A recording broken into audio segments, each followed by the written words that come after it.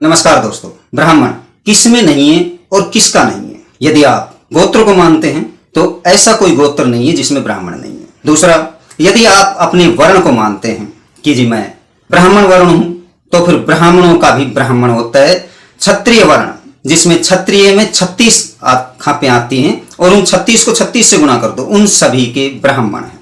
यदि आप प्रकृति प्रेमी हैं, 5 तत्वों से ये पूरा जगत बना है और 5 तत्व के 5 ऋषि उनके भी ब्राह्मण हैं। पृथ्वी के कश्यप जी हैं, ये उदाहरण देता हूं मैं।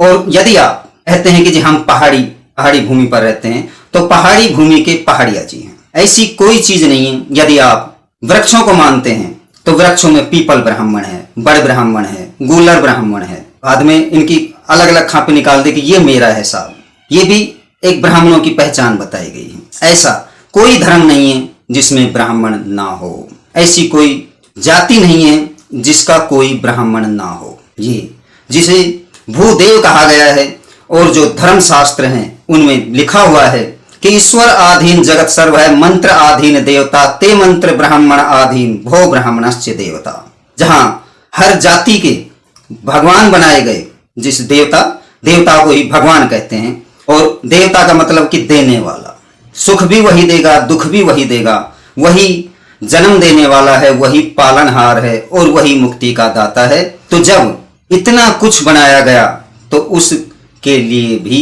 एक ब्राह्मण बनाया गया। ऐसा कोई नदी नहीं है जिसका कोई ब्राह्मण ना हो, क्योंकि परशुराम जी का संकल्प था कि वो केवल ब्राह्मणों को विद्या देते थे। तब फिर गंगा पुत्र भीष्म को अपना शिष्य क्यों बनाया? क्या कोई जवाब है? क्योंकि गंगा ब्राह्मण है। कहने का मतलब कि यदि आप धर्मों को मानते हैं तो सनातन में तो ब्राह्मण ही हैं। जो हिंदू धर्म जिसे कहते हैं, जिसकी 4 खापें हैं, उसमें भी ब्राह्मण हैं। जहां आप अंग्रेजी में जाओगे तो चर्च में भी आपको ब्राह्मण मिलेगा।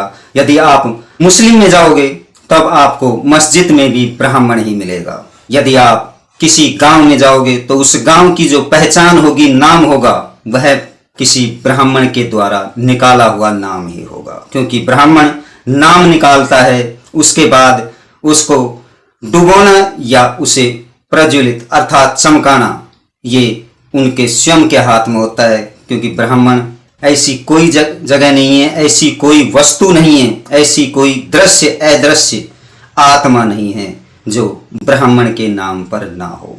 नमस्कार दोस्तों।